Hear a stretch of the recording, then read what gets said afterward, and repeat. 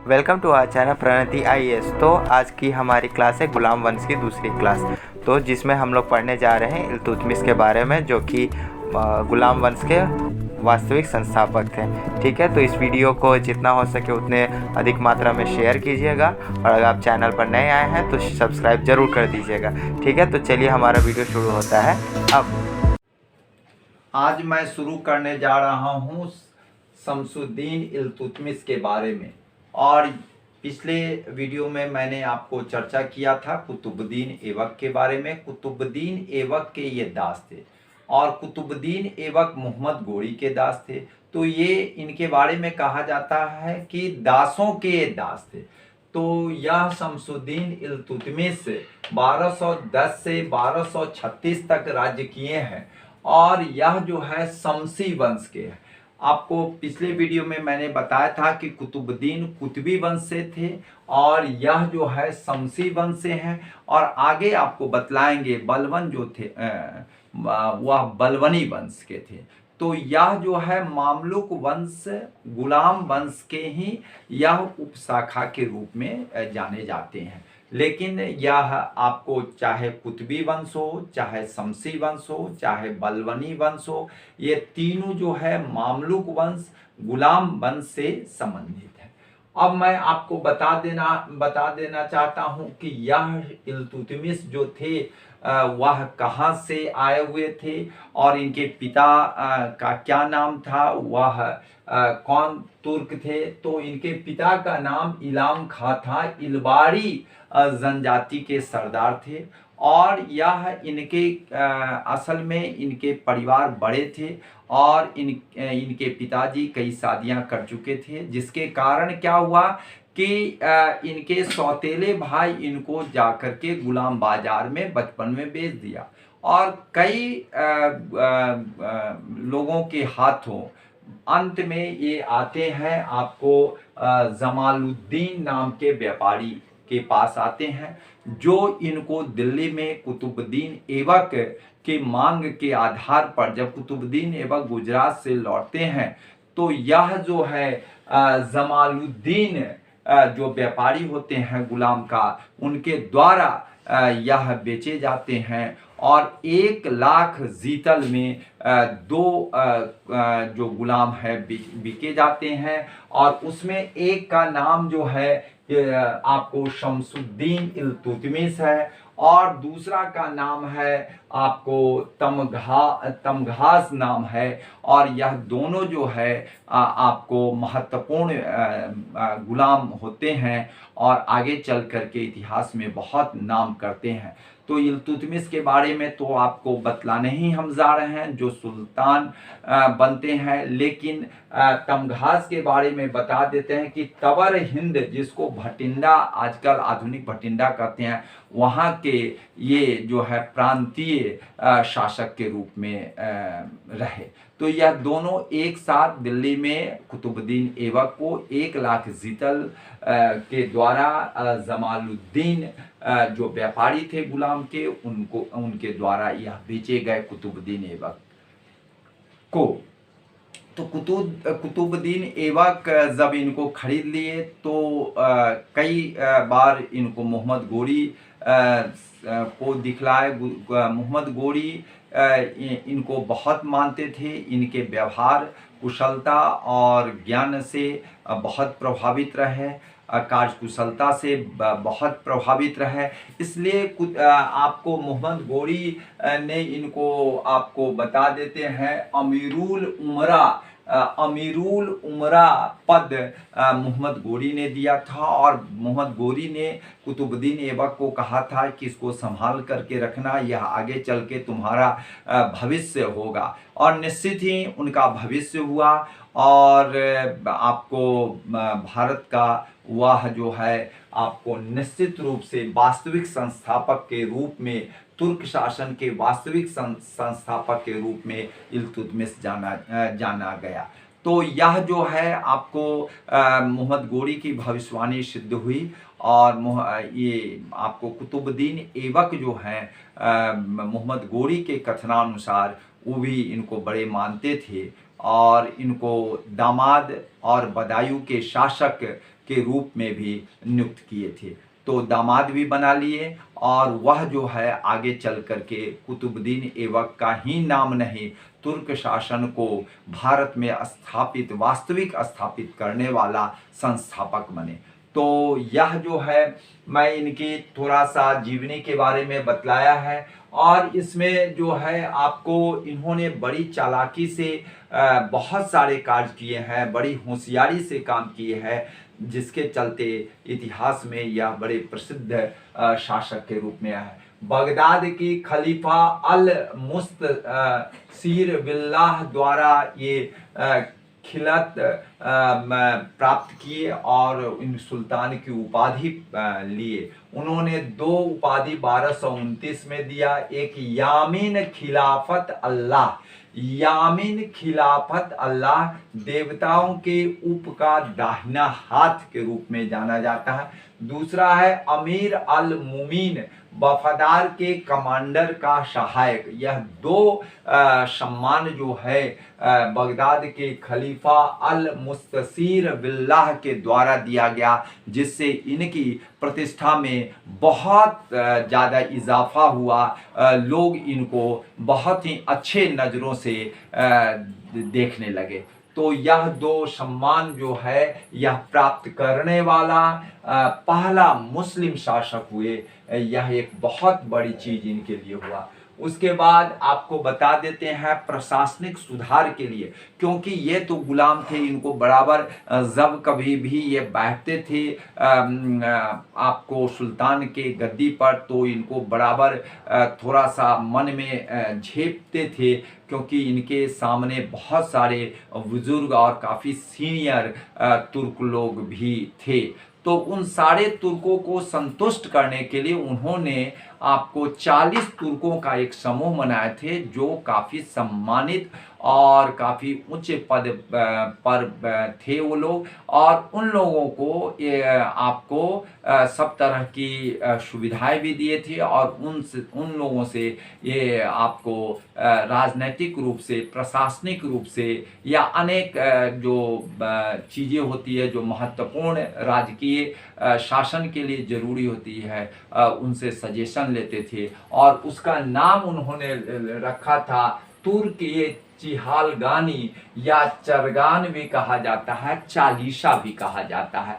40 लोगों का जिस तरह से आपको हम आपको चर्चा करेंगे मराठा काल में, उसमें भी अष्टप्रधान की व्यवस्था की गई थी आपको। तो वह अष्टप्रधान की तरह ही यहाँ चालीसा था। उसका पूरा नाम है तुर्क ए चिहालगानी या चरगान या चालीसा। अब यह प्रश्न बराबर पूछा जाता है, इसलिए मैंने आपको बता दिया है। यह बहुत महत्वपूर्ण काफ़ी दिनों तक रहे, और यह जो है आपको तुर्क राजनीति में और उस समय की राजनीति में बड़ा ही इनका महत्वपूर्ण भूमिका रहा है। चलिए मैं आगे आपको बता रहा हूँ, गुंबद निर्माण के पिता के रूप में ये जाने जाते हैं, क्योंकि उस समय भारत में आप जान ही रहे हैं कि तुर्क शासन आने के बाद ही स्थापत्य का निर्माण होने लगा, और गुंबद नुमा जो आकृति का आपको सभी चीज़ें बनने लगी, तो इसलिए इनको कहा गया गुंबद निर्माण के पिता। यह बराबर पूछा जाता है विभिन्न परीक्षाओं में, और मैं जो भी आपको बतला रहा हूँ वो 9 public service commission including BPSC और यूपीएससी को ध्यान में रख करके, उनके पूछे हुए प्रश्नों को ध्यान में रख करके, और उनमें जो आप प्रश्न पूछे जाएंगे उसको हम नज़रों में रख करके मैं आपको बतला रहा हूँ, इसको ध्यान में रखेंगे। इसके बाद मैं आपको बतला रहा हूँ प्रथम सुल्तान ये ऐसे थे जिन्होंने दोआब के आर्थिक महत्व को, यह पहले शासक थे जिन्होंने समझा था। यह महत्वपूर्ण इसकी महत्व को समझा था दोआब का। यह पहले मुस्लिम शासक और सुल्तान थे। और रणथंभौर जीतने वाला प्रथम शासक यही थे और बड़ा ही आसानी तरीके से यह आपको जीत लिए। उसके बाद कुछ और भी बातें इनकी बड़ी विशेषताएं हैं, उस सारी विशेषताओं को आज मैं आपको बतलाना चाह रहा हूं। शुद्ध अरबी सिक्के चलाने वाला प्रथम तुर्क सुल्तान थे। यह जो थे आपको प्रथम तुर्क सुल्तान थे जो शुद्ध अरबी सिक्के चलाने वाले प्रथम तुर्क सुल्तान थे। सिक्कों पर टकसाल के नाम लिखने की परंपरा का प्रारंभ इन्होंने किया था। जैसे अभी भारत में मिंट जो है आपको जान ही रहे हैं कि कलकत्ता में है और उस समय दिल्ली में अवस्थित था। और ये जो थे टकसाल का नाम भी लिखवा देते थे। यह एक बहुत ही अच्छी पद्धति थी और इन्होंने उसका नामकरण शुरू कर दिया था सिक्कों पर। भारत का प्रथम मकबरा स्थापित करने का श्रेय इनको जाता है। मकबरा पहले नहीं बनाया जाता था और ये मकबरा बनाने का श्रेय इनको जाता है। इसके बाद मैं आपको बतला रहा हूं कि यह जो है न्यायिक शासक के रूप में जानते हैं। न्याय के रूप में यह बड़े ही प्रिय शासक के रूप में जाने जाते हैं। और आपको बता देते हैं पूरे भारतवर्ष में यह ऐसे शासक थे कि अपने महल के सामने 2 शेरों के चित्र को बनाए थे। पत्थर का उन्होंने बनवाया था, आकृति बनवाया था। उसमें उन्होंने घंटी उसके गले में घंटी टंगवा दिए थे। जिन लोगों को अगर चाहिए कोई भी चीज़ें अगर उनको कुछ लगता है कि हमारे साथ कुछ गलत हो रहा है, न्याय चाहिए, तो वह घंटी को बजाते थे तो सुल्तान आते थे और सुल्तान उसका निपटारा करते थे। दूसरा है कि जिन लोगों को न्याय चाहिए थे वह लाल कपड़ा धारण करते थे, लाल वस्त्र धारण करते थे। या आगे चल कर के उनकी बेटी रजिया भी आम लोगों के सामने उन्होंने लाल वस्त्र धारण करके न्याय मांगती है, जो आगे हम आपको बतलाएंगे। तो यह जो है इनकी जो विशेष विशेषताएं थी इनके व्यक्तित्व का और कृतित्व का और वकृतित्व का, उसके बारे में मैंने बतलाया है। मैं एक बात और बता देना चाहता हूं कि इनका जो स्थापत्य का जो कार्य हुआ है और दिल्ली में जो स्थापत्य का या साहित्य का जो कारनामा हुआ, उसके चलते सांस्कृतिक उपलब्धियों के कारण समकालीन साहित्य में दिल्ली को हजराते दिल्ली कहा जाता है। यह हजराते दिल्ली शब्द जो है बराबर परीक्षाओं में आएंगे और इन्हीं के काल में है। और मैं आपको कई बार चर्चा किया हूं कि कोई भी शासक राजा या सुल्तान जो भी हो, वह काल तभी अच्छा माना जाता है जब सांस्कृतिक रूप से, स्थापत्य रूप से, साहित्य रूप से, कला के रूप से, संस्कृति के रूप से जिस के काल में अभिवृद्धि हुई है, वह काल सर्वश्रेष्ठ काल माना जाता है। इसीलिए इनका जो है आपको हजराते दिल्ली कहा गया, क्योंकि इनके दिल्ली में उस समय का जो दिल्ली था उसमें स्थापत्य के साथ साथ अन्य कई तरह के सांस्कृतिक साहित्यिक गतिविधियां हुई, जिसलिए उस समय समकालीन जो उस समय का स्थिति थी, उस समकालीन स्थिति में वह हजराते दिल्ली कहा गया। यह प्रश्न बार बार आपसे पूछे जाएंगे, इसलिए इसको आप ध्यान रखेंगे। चलिए मैं आपको बतला दे रहा हूं, क्योंकि यह जिस समय यह आपको इनका राज्यारोहण हुआ उस समय काफ़ी विपरीत स्थिति थी। आप जान रहे हैं कि अचानक कुतुबुद्दीन ऐबक जो है चौगान के खेल जो खेलते समय वह घोड़े से गिर गए और मर गए। 1210 की स्थिति थी, 1210 ईस्वी में। और वह जो है उसके बाद से आपको उस समय आपको उनका जो तथा कथित पुत्र, क्योंकि इस पर बहुत सारे लोग बहुत सारे इतिहासकार इस पर उंगली उठाते हैं कि उनके पुत्र नहीं थे, कुछ लोग कहते हैं पुत्र है। तो उनके पुत्र जो आराम शाह थे, वह जो है कुछ लोगों के कहने से वह क्या हुआ, उनको लाहौर, क्योंकि उस समय कुतुबुद्दीन ऐबक लाहौर को राजधानी बनाए थे और वह जो है वहीं पर उनका राज्यारोहण किया गया। और इधर जो है ये बदायूं के शासक थे। इनको कुछ लोगों ने आग्रह किया कि आप दिल्ली आइए, और उधर से आराम शाह दिल्ली की ओर कूच किया और इधर से ये बदायूं से कूच किए। दोनों में दिल्ली में मुठभेड़ हुई और उसमें आराम शाह हार गए और उनकी कत्ल कर दी गई। और ये जो है उस समय आपको शासक बने, सुल्तान बने। लेकिन ये सुल्तान तो बन गए, लेकिन चारों तरफ अव्यवस्थाएं हो गई। कई हिंदू शासक जो हैं सो स्वतंत्र होने की घोषणा कर दिए और दूर दराज के कई जो प्रांतीय शासक थे जो तुर्कों के द्वारा संचालित हो रहे थे, वो भी आपको स्वतंत्रता की घोषणा कर दिया। अब इनके साथ बड़ी विकट स्थिति थी। अब एक एक करके कैसे वह सबसे निपटारा ले करके उन्होंने काम किया है। यह एक साधारण काम नहीं था, एक बहुत चुनौती भरा था और चुनौती में ही व्यक्तित्व का निखार आता है, आप जान ही रहे हैं। तो यह चुनौती को स्वीकार करते हुए इन्होंने अपने को आगे बढ़ाया। सबसे पहला जो संघर्ष इनका होता है एल्दोज से। एल्दोज के बारे में आपको बता देते हैं। कुतुबुद्दीन ऐबक के ससुर थे, उनकी बेटी से कुतुबुद्दीन ऐबक की शादी हुई थी और उस समय भी एल्दोज हर हमेशा आपको उनके काल में भी हर हमेशा उनकी कोशिश होती थी कि गजनी का पूरा साम्राज्य उनके हाथ में आ जाए और मोहम्मद गोरी के बाद हम ही शासक हो जाए। उनके भतीजे, क्योंकि मोहम्मद गोरी को कोई संतान नहीं था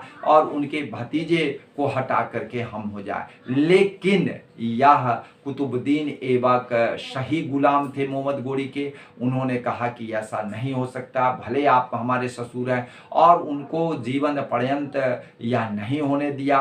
कुछ क्षेत्र गजनी के कुछ क्षेत्रों में जरूर शासन किए और यहाँ पर जो ही कुतुबुद्दीन ऐबक मर गए तो उनको लगा कि अब तो हम गजनी के शासक के रूप में हैं ही और पूरा भारत हमारे अंदर में रहेगा। इसलिए उन्होंने क्या किया कि आपको इल्तुतमिश को संवाद भेजा कि हम आपको छत्र, दंड और राज चिन्ह भेज रहे हैं, आप उसको स्वीकार कर लीजिए और भारत जो है हमारे अंदर में रहेगा। यह जो है बड़ा होशियारी से, चालाकी से उसको तो एक्सेप्ट कर लिए। लेकिन इसी बीच में क्या हुआ, वह ताक में थे एक अच्छे समय का कि इनको हम बदला लेके रहेंगे, और ख्वारिज्म के शासक इन पर आक्रमण कर दिए। ख्वारिज्म के शासक मोहम्मद गोरी के समय में भी उन पर भारी पड़ते थे, तो ये तो बहुत ही कमजोर स्थिति में थे।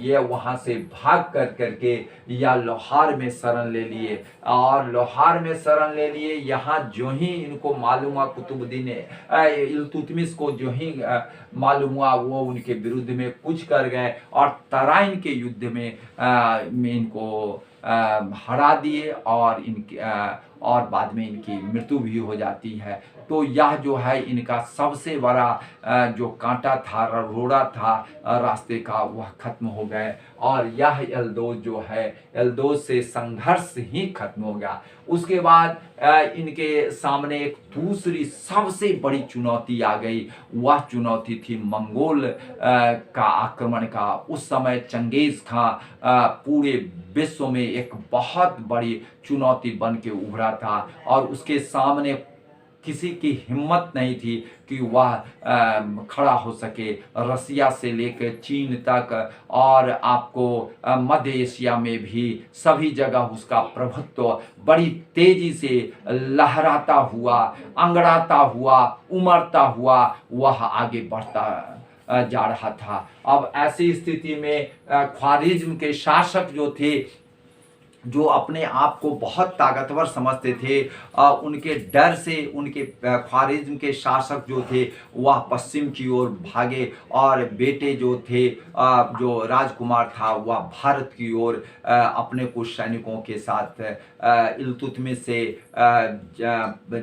पनाह मांगा कि हमको अपने राज्य में पनाह दीजिए। उन्होंने इल्तुतमिश ने कहा, बहुत अच्छे शब्दों में कहा कि आपके लायक और आपके रहने वाली जलवायु अभी भारत में कहीं नहीं है।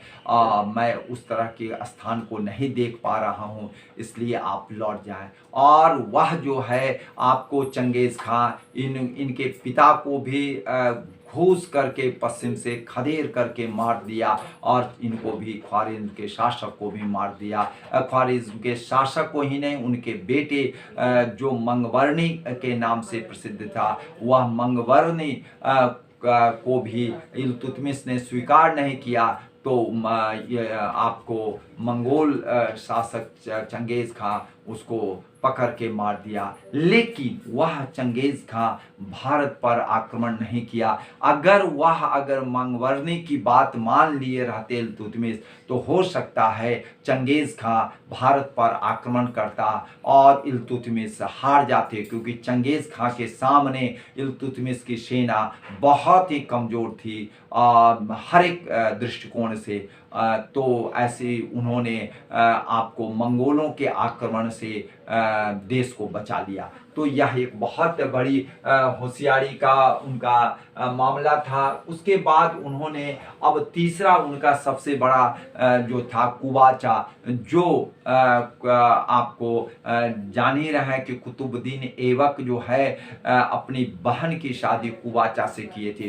कुवाचा भी उनके समकालीन थे और आपको बता देते हैं कि वह कुवाचा को जो मुल्तान के शासक थे, अब देखें कि कुवाचा को कैसे उसको ठीक किया जाए। तो 1228 ईस्वी में इल्तुतमिश ने दो तरफ से कुवाचा पर आक्रमण किया, दो तरफ से आक्रमण किया, एक लाहौर से मुल्तान पर और दूसरा दिल्ली से उच्च पर आक्रमण किया। वो देखा कि अरे दो तरफ से आक्रमण हो रहा है इनके द्वारा, तो वह भाग करके भक्कर भाग भौ से भा है, अब भक्कर कंफ्यूज नहीं करेंगे, भाग कर भक्कर के किले में शरण लिए और वहां पर दिल्ली की जो आपको सेनानी लोग थे, जो सेना थी, वह लोग जो है सो इतना तीव्र आक्रमण किए कि वह कूद करके सिंधु में अपने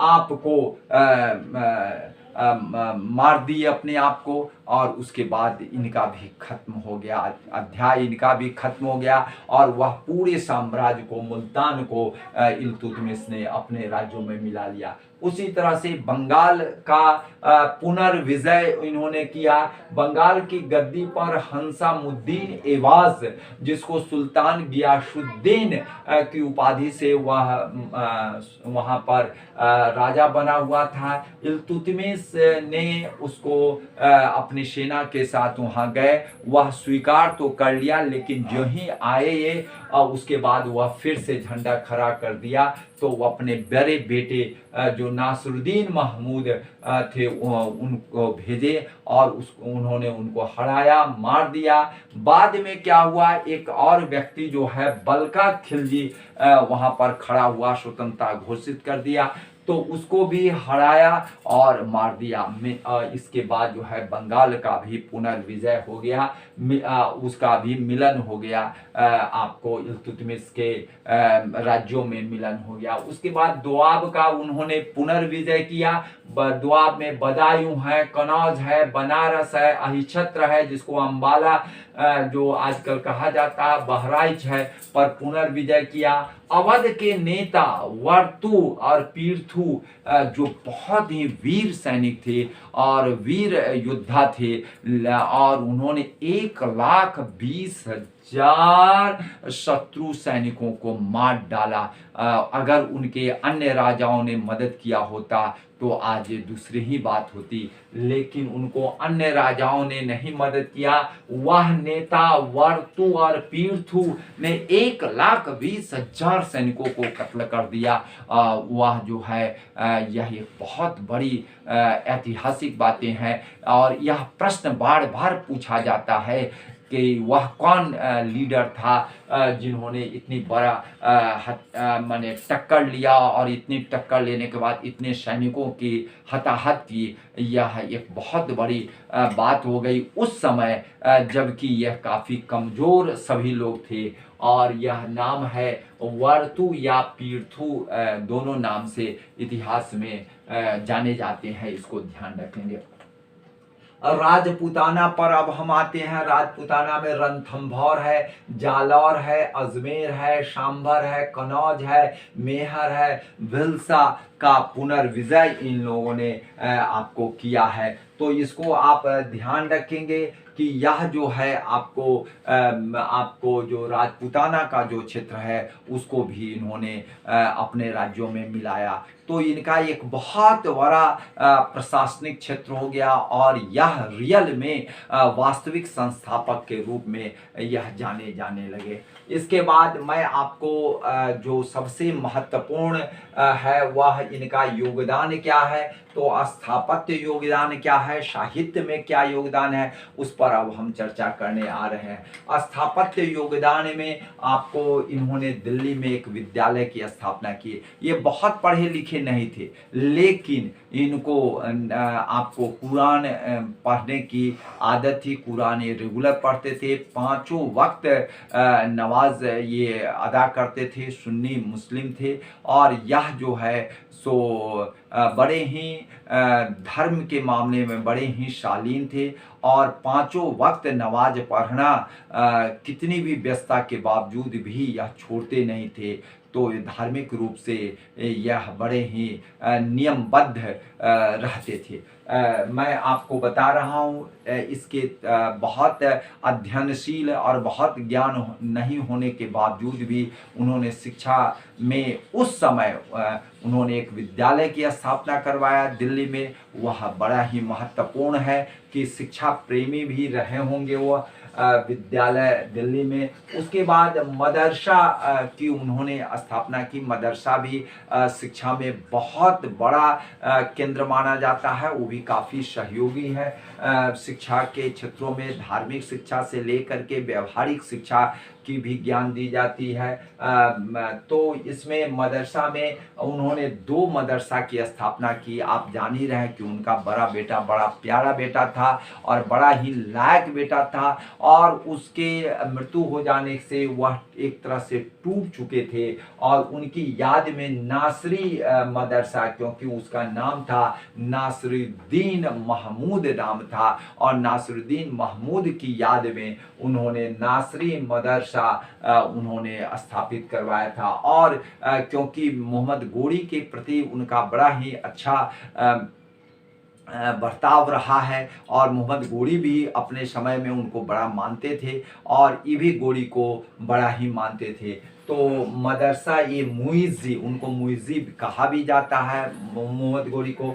तो मदरसा ये मुइज़्ज़ी मोहम्मद गोरी के नाम पर उन्होंने स्थापना करवाया था। इसके अलावे बदायूं के जब शासक थे तो जामा मस्जिद बदायूं में स्थापित करवाए थे। जामा मस्जिद केवल दिल्ली में भी नहीं है, बदायूं में भी है, और जामा मस्जिद आपको बदायूं में स्थापित करवाए थे। अजमेर में भी मस्जिद स्थापित करवाए थे। अजमेर की भी मस्जिद बहुत महत्वपूर्ण है। कुतुब मीनार के बारे में तो कई बार आपको चर्चा किए हैं कि कुतुब मीनार भले ही शुरुआत कुतुबुद्दीन ऐबक के द्वारा किया गया हो, लेकिन वह जो है पूर्ण रूपेण बनाने का श्रेय जो है सो इल्तुतमिश को जाता है, इसलिए कुतुब मीनार भी इनके खाते में आते हैं। उसके बाद सुल्तानगढ़ी मकबरा, आप जान ही रहे हैं उनके पुत्र की जो मृत्यु हो गई उसके कब्र पर सुल्तानगढ़ी मकबरा दिल्ली में उन्होंने बनवाया। और एक सबसे बड़ी बात है कि उस समय पानी की व्यवस्था के लिए उन्होंने शमसी तालाब का निर्माण करवाया, और उसमें आपको उनका जो आपको एक पिलर नुमा उन्होंने एक आपको स्मारक बनवाया, जिसमें उनको सपने में देखा था कि कहीं न कहीं इंशाअल्लाह ताला का घोड़ा का चिन्ह का उनको वहाँ पर चिन्हांकित करवाए हैं, चिन्ह उस पर अंकित करवाए हैं। तो यह भी एक धार्मिक दृष्टिकोण से बहुत अच्छी बातें हैं। और यह जो है उस तालाब, शमसी तालाब के किनारे में यह आज भी अवस्थित है। तो यह शमसी तालाब जो है, हौज ई शमसी इसको कहा जाता है। उसके बाद है गंधक की बावली।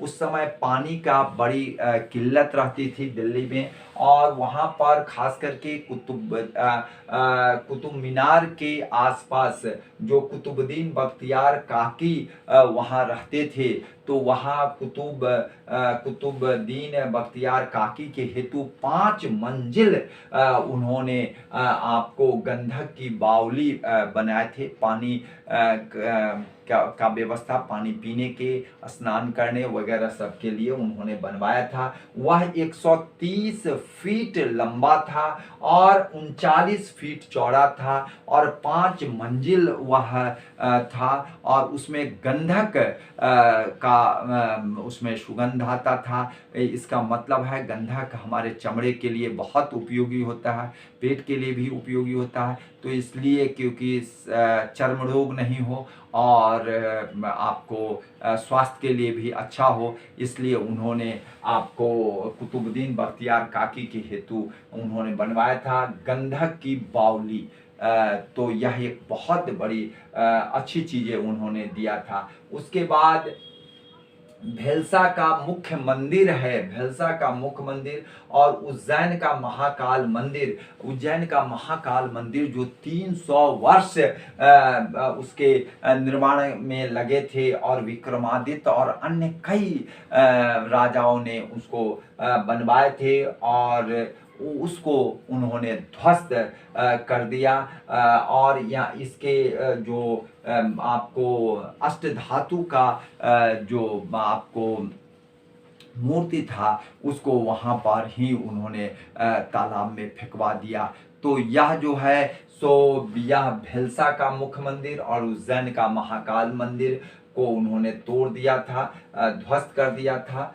इसके बाद आता है अतारकीन के दरवाज़ा जो नागौर में थे। अतारकीन के दरवाज़ा, बहुत बड़ा दरवाज़ा है नागौर में, उसका भी इन्होंने आपको बनवाया था। तो ये सब स्थापत्य से संबंधित इनके कार्य थे, जिसके बारे में मैंने आपको बतलाया है। अब हम आते हैं थोड़ा सा आर्थिक योगदान पर। उन्होंने एक नई व्यवस्था, और यह बराबर पूछी जाती है, जिस तरह से अकबर का मनसबदारी व्यवस्था है को बराबर पूछा जाता है, उसी तरह से इल्तुतमिश का इक्ता व्यवस्था बहुत पूछा जाता है। क्योंकि वह जो है दैनिक जो सैनिक का जो महीना जो वेतन होता है, दैनिक या महीनावार या सालाना जो वेतन होता है, कैश के रूप में नहीं देते थे, वह ज़मीन के रूप में देते थे। और उसको जो जितना भूमि दिया गया है उनको अधिक से अधिक, उसको उतने आपको युद्ध के समय आपको घोड़ा से ले करके अस्त्र शस्त्र और आपको सैनिक देना पड़ेगा। तो यह जो व्यवस्था थी, इक्ता की व्यवस्था थी। और इसके जो लोग होते थे, जो प्राप्त करने वाले थे, इक्तादार कहलाते थे। तो यह इक्ता व्यवस्था जो है यह इन्हीं के द्वारा दिया गया था। सिक्का की बात कहते हैं, आपको बता ही दे कि कुतुबुद्दीन ऐबक जो थे वह सिक्का नहीं चला पाए, क्योंकि वह कहते थे कि हम मोहम्मद घोरी के कार्यों को देखभाल कर रहे हैं, हम अपने से कुछ नहीं चलाएंगे। तो उन्होंने कुछ नहीं चलाया था सिक्का, लेकिन इन्होंने सिक्का चलाया। और सिक्के दो तरह के थे, एक चांदी के जो थे उनको टका कहा जाता है, दूसरा तांबे के था जिसको जीतल कहा जाता है। तो यह दोनों का बहुत महत्वपूर्ण है। और इसमें एक सबसे बड़ी बात है कि आपको इस पर शिव के नंदी का आपको चिन्ह है। दूसरी बात है, इसमें आपको चौहान घुड़सवार का चिन्ह अंकित है। और इसके एक और बहुत महत्वपूर्ण है कि ग्वालियर विजय के बाद अपनी बेटी का नाम भी इस सिक्के पर उन्होंने लिखवाया था, तो उत्कीर्ण करवाया था। तो यह एक बहुत बड़ी बात है। यह प्रश्नों में पूछा जाता है, परीक्षाओं में पूछा जाता है, इसको आप ध्यान रखेंगे। चलिए, मैं आपको उसके बाद इनके साहित्यिक योगदान पर आता हूँ। साहित्यिक योगदान में इनके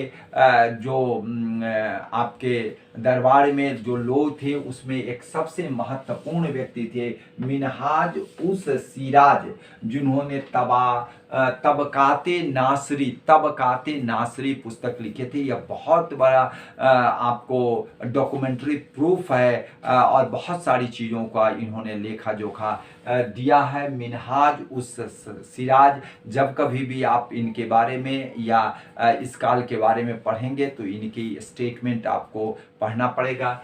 इसके बाद है फ़क़े मुदीर, जो है फ़क़े मुदीर, जो कुतुबुद्दीन ऐबक के समय में भी थे और इस समय उन्होंने 2 पुस्तकों का आपको लेखन किया था। इसमें एक है अदब अल हरब और सजरा ए अंसब, जो दोनों पर्शियन भाषा में है, इसको इन्होंने लिखा था। और यह जो है बहुत सारी उस समय की सामाजिक, आर्थिक, सांस्कृतिक, राजनैतिक, विशेष करके राजनैतिक प्रशासनिक चीज़ों का बहुत बड़ा लेखा जोखा है।